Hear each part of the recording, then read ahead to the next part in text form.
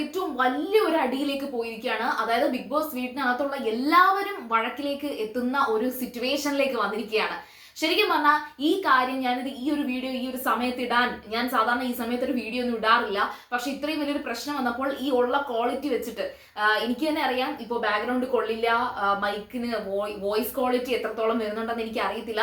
പക്ഷെ ഈ ഒരു ഇൻഫോർമേഷൻ ഈ ഒരു ഇപ്പോൾ ലൈവിൽ നടക്കുന്ന ഈ വിഷയം നിങ്ങളുടെ പറഞ്ഞേ പറ്റൂ എന്ന് തോന്നി. കാരണം ഒരുപാട് പേര് എന്നോട് പറഞ്ഞിട്ടുണ്ട് അനുമോളെ സപ്പോർട്ട് ചെയ്യുന്നത് കൊണ്ട് ഞാൻ അനുമോളുടെ PR ആണോ എന്ന്. അനുമോള് തുടക്കം തൊട്ടേ പറഞ്ഞ ജിസേലിനെ തുടക്കം തൊട്ട് വിലക്കിയിട്ടുള്ള ഒരു കാര്യമാണ് ഇപ്പോൾ ഈ വഴക്കിന് കാരണമായിട്ടുള്ളത്. അതായത് ജിസേൽ എല്ലാ തവണയും അടുക്കള ജിസേലിന്റെ സ്വന്തം പോലെയാണ്, സ്വന്തം വീട്ടിലെ അടുക്കള പോലെയാണ് ജിസേൽ കണ്ടുകൊണ്ടിരുന്നത്. ജിഷിൻ വന്നപ്പോൾ ജിഷിൻ അവിടെ വെജിറ്റേറിയൻ ആണ്, അതായത് നോൺ വെജ് കഴിക്കാത്തൊരു വ്യക്തിയായിട്ട് ജിഷിനുണ്ട്. പിന്നെ ഉണ്ടായിരുന്നത് ശൈത്യയായിരുന്നു, ശൈത്യ പോയി. പക്ഷെ ഇപ്പൊ ജിസേലും അതേ കണക്ക് ജിഷിനുമാണ്.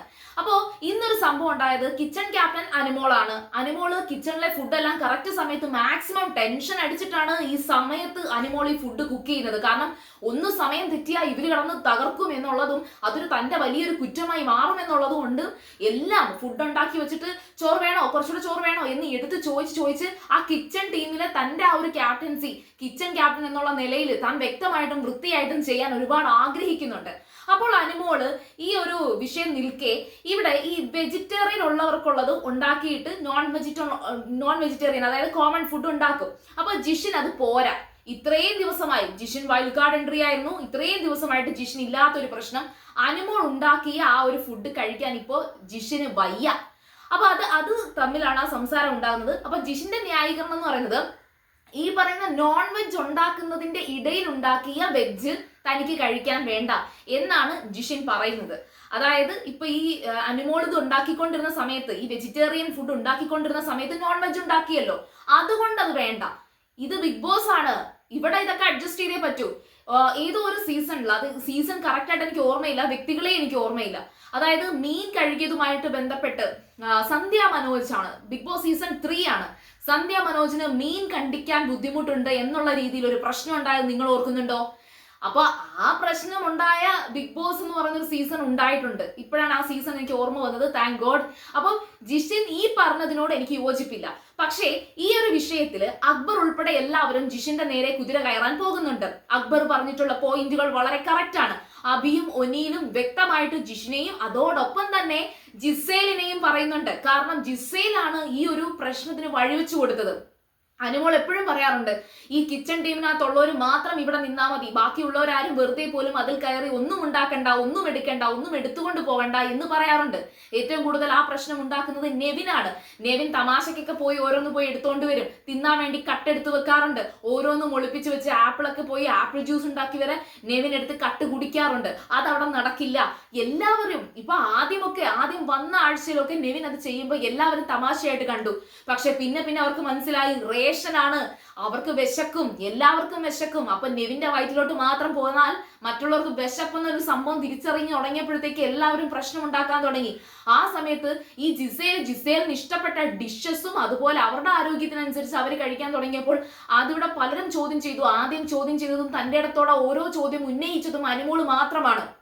ഇനി ഈ വിഷയത്തില് ഈ ജിസേലിന്റെയും അതുപോലെ ജിസേലും ജിഷിനുമാണ് ഇപ്പൊ ഇവിടെ ഈ ഒരു പ്രതിക്കൂട്ടി നിൽക്കുന്നത്. അതേപോലെ തന്നെ ഓപ്പോസിറ്റ് സൈഡ് അനുമോളുടെയും പക്ഷത്ത് നിൽക്കാതെ ന്യൂട്രൽ ആയിട്ട് അനീഷ് ഈ സംസാരത്തിൽ ഒരു മധ്യസ്ഥത നിൽക്കുകയാണ്.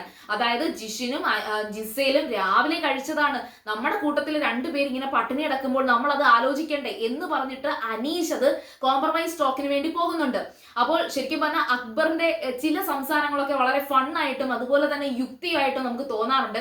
അപ്പൊ അക്ബർ വന്നിട്ട് ഈ പറയുന്ന അനീഷിനെ എഡ്യൂക്കേറ്റ് ചെയ്യുകയാണ്. അനീഷെ, ഇതിവിടെ ആദ്യത്തെ സംഭവം എന്തുവാ, ഈ പറയുന്ന അനുമോൾ ഉണ്ടാക്കുന്ന ഫുഡ് തന്നെയല്ലേ ഈ ജിഷിൻ കഴിച്ചുകൊണ്ടിരുന്നത്? അപ്പൊ പെട്ടെന്ന് ഈ ഒരു വഴക്കുണ്ടാകേണ്ട കാര്യം എന്താണ്? അപ്പൊ ജിഷിന് ഈ പറയുന്ന രീതിയിലൊക്കെ ഫുഡ് വേണമെന്നുണ്ടെങ്കിൽ ബിഗ് ബോസ് ഹൗസിൽ ഇത് നടക്കത്തില്ല. ബിഗ് ബോസ് ഹൗസ് ആണ്, ഇവിടെ പല കാര്യങ്ങളും സാക്രിഫൈസ് ചെയ്യണം എന്ന് പറഞ്ഞിട്ട് അക്ബർ അനുമോളെ സപ്പോർട്ട് ചെയ്തുകൊണ്ട് തന്നെ ഈ പറയുന്ന അനീഷിന് പറഞ്ഞു കൊടുക്കുകയാണ്. അതൊരു സൈഡിൽ നടക്കുന്നുണ്ട്. ഇനി ഏറ്റവും വലിയൊരു വഴക്കെന്ന് പറയുന്നത് ജിസേലിനെ അവിടെ ഇരുത്തി വലിച്ചു കീറി ഒട്ടിക്കുന്ന ലെവലിൽ സംസാരിക്കുന്നത് ഒനീല്.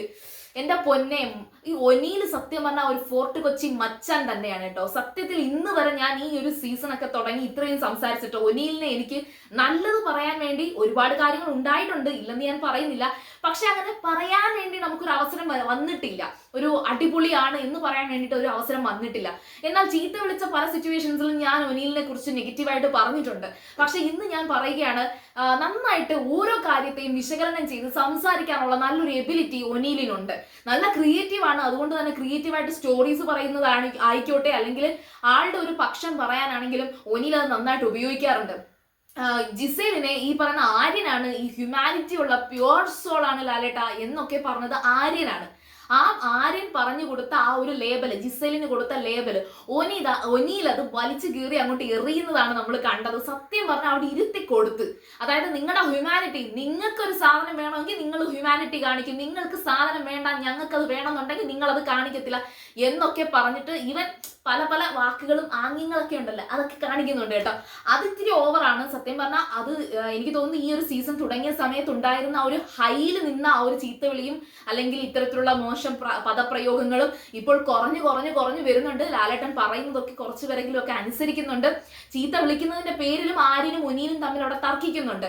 അതായത് ഇംഗ്ലീഷിൽ വിളിച്ച ആ എഫ് വെച്ചുള്ള ചീത്ത അതവിടെ പറയാൻ പാടില്ലല്ലോ എന്നൊക്കെ പറയുന്നുണ്ട്. ആര്യനെയും അവിടെ ഇരുത്തി തന്നെ ഒനീൽ കൊടുക്കുന്നുണ്ട്, ഒപ്പം അഭിയുമുണ്ട്. പിന്നെ അതിന്റെ ഇടയിൽ മറ്റൊരു വിഷയത്തിലേക്ക് പോയ ഒരു കാര്യം എന്ന് വെച്ചാൽ, ഈ പറഞ്ഞ ജിസേലിന്റെ മുഖത്ത് നോക്കി ഒനീല് ഈ പറഞ്ഞ കാര്യം പറഞ്ഞു. അപ്പൊ ഉടനെ ജിസേല് വിളിച്ചു പറയുന്ന ഒരു ഡയലോഗ് ഇതാണ്: ഞാൻ ആലു പൊറോട്ട ഉണ്ടാക്കിയപ്പോ ഞാൻ എല്ലാവർക്കും തന്നല്ലോ, ഞാൻ കോഫി ഉണ്ടാക്കുമ്പോ ഞാൻ എല്ലാവർക്കും തരുന്നല്ലോ എന്ന് ജിസേല് വിളിച്ച് പറയുന്നുണ്ടേ.